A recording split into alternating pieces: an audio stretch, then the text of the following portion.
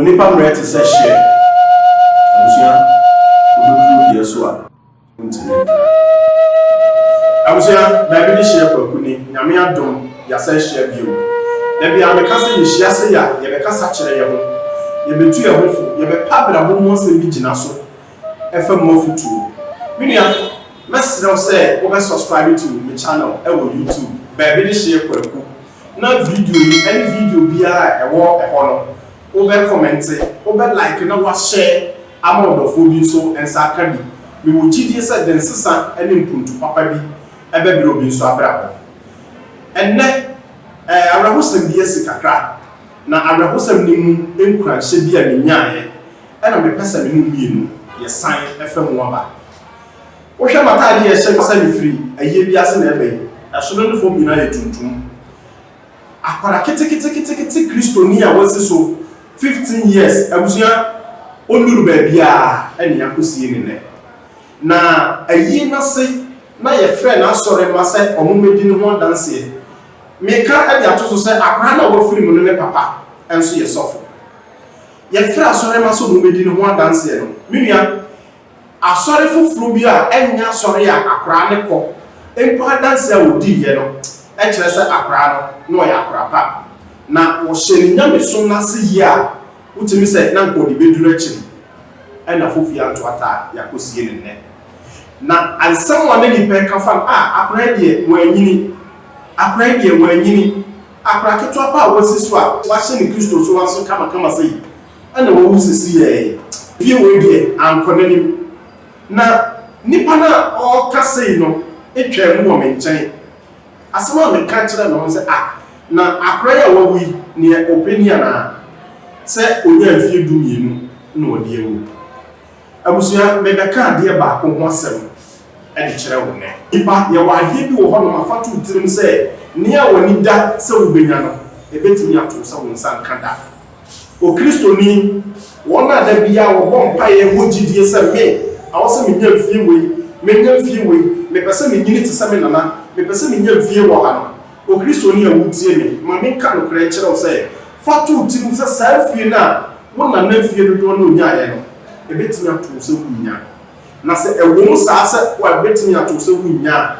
we ababoa mo se gina ye ba bi ne wo kai enwom etiri aduokon yi mudu a Psalm 90:10 Bible ni e ka asem bi o se onipa wo kwanna eye mfie adioso abosumpo eye mfie adiowoche enu no mpo no o se ye haw amanie ne abebrese minia na se onipa wo kwanna eye mfie adioso na abosumpo ye mfie adiowoche a enne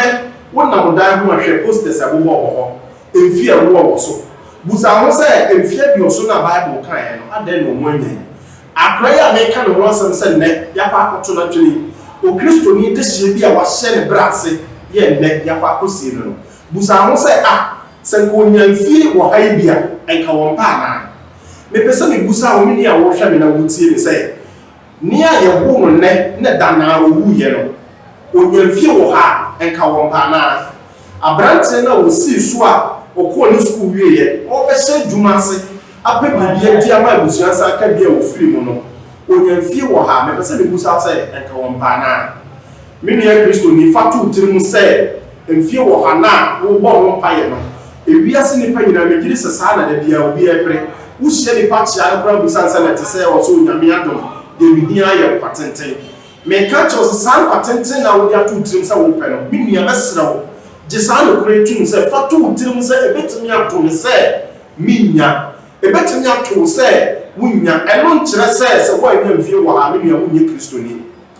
ma me ka se mi nkire me nua Jesus Christ enti a wo frɛ wo Kristo ni no oba asasi so me twa asi so say onyamfie say Bible ka che say onyamfie biasa miensa mini akramoni so abutie me okomsheni Muhammad asomdwe ka no ono nti a wo yakramoni no busa ho say onyamfie say ehwehwemu me yeti ase say onyamfie aduosia miensa na say Jesus Christ nti a wo ye Kristo ni onyamfie biasa miensa na Muhammad nti a wo yakramoni onyamfie aduosia miensa fatu tirim se akra ya onye afie dunu mu ye ne yakwa kosie ni enye ne mfom so a ɛnyɛ bɔne bi na no ayɛ die nyame pɛ ɛna abam enti so nipa wo de hyɛ otiri mu sɛ mfie dodo a wo pɛ mfie wɔ ha ne mfie wɔ ha ne akyire na wo pɛ no ebetimi ato sɛ wonya ɛbɛboa anwo si gyina yɛ pa ne Bible sɛ yɛnhwehwɛ Kristo ɛnɛ na ɔkyena ɛnyɛ yɛ dia hwehwɛ kwan pa no nɛ na ɔkyena ɛni wɔ ɔkyena yɛ obi dia enti sɛ minim sɛ kyena yɛ obi dia na minim kyerɛ mu nsɛm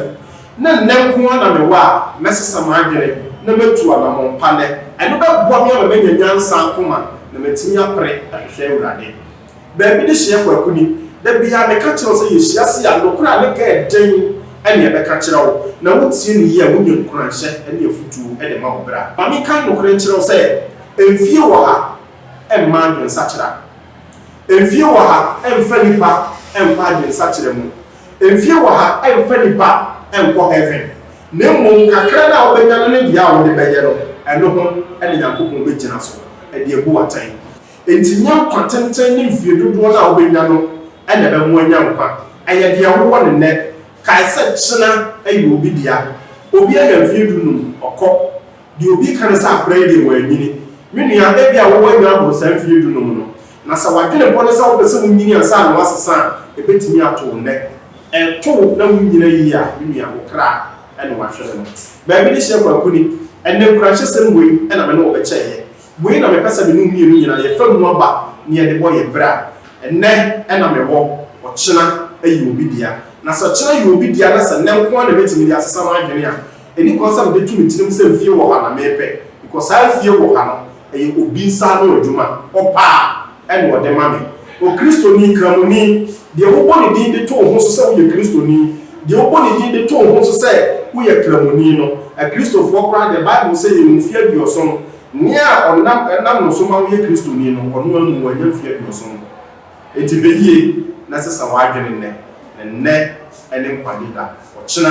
ɛyɛ obi dia Nyankopɔn hyira wo sɛ asɛm yi wobɛfa mu aba na wode anante baabi de hyɛ kwaku ni mɛsrɛ wo sɛ video yi wobɛkɔmɛnte wobɛlike no share ama ɔdɔfoɔ bi nso ɛnsa aka bi mɛsrɛ obi sɛ subscribe to me channel ɛwɔ YouTube baabi de hyɛ kwaku na dɔma bi nso wɔ hɔ kɛkɛ so na mmire bia ne pɛ bi a yɛde video bi sɛ bɛba no watumi ɛde ho akonya na wakɔ akɔhwɛ ne ntɛm Nyankopɔn hyira wo yɛbɛsan hyia bio na nsa na yɛbɛhyia bio no mfie wɔ ha ɛne mfie dodoɔ na wopɛ no ɛmma adwensakyera deɛ wowɔ no nnɛ no wosesa w'adwene no a Nyankopɔn agye wo bye bye